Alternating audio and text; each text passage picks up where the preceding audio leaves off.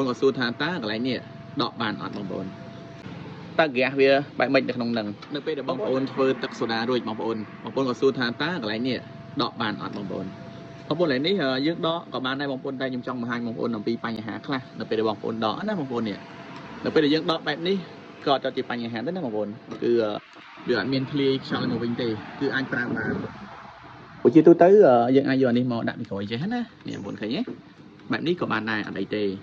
ប៉ុន្តែរឿងបញ្ហានៅពេលដែលបងប្អូនដកអាស្ទះមិញចេញណាបញ្ហានៅពេលដែលបងប្អូនដោះស្ទាក់នេះចេញបងប្អូនឃើញទេពាក្យច្រើនគឺបងប្អូនយើងតែងតែបាត់អាដុំនេះអញ្ចឹងនៅពេលបងប្អូនបាត់អាដុំនេះគឺយើងអត់មានអ្វីសម្រាប់យើងបញ្ចូលហ្គាសចូលក្នុង10សូដាទៀតអញ្ចឹងណាបងប្អូនទូទៅបងប្អូនមិនប្រើនេះក៏បានដែរអានេះយើងអាចបាត់ក៏អត់អីទេណាប៉ុន្តែបើសម្រាប់អាកន្លែង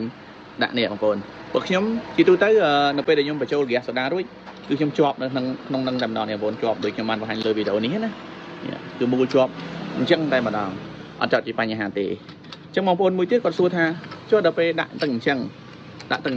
ងក្បាលនេះណាតើហ្គាសវាបែបម៉េចនៅក្នុងនឹងបងប្អូនណាហ្គាសចូលហើយនេះចំណុចនេះបងប្អូនវាបានដូចជាវ៉ាល់ទេបងប្អូនវាបានដូចយើងសប់កង់ម៉ូតូអញ្ចឹងណាតែកាលណាបុកហ្គាសចូលបែបនេះហើយគឺវាមានក្លាប់ពេលនេះស្រាច់ហើយវាអត់បានផុលឬក៏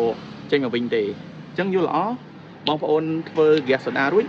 គឺបងប្អូនមូលនេះជាប់តែម្ដងនៅលើនេះតែម្ដងណានេះបងប្អូនឃើញទេមូលនេះខ្ញុំចាំមកការពារបាត់អានេះតែបាត់អានេះអត់អីណា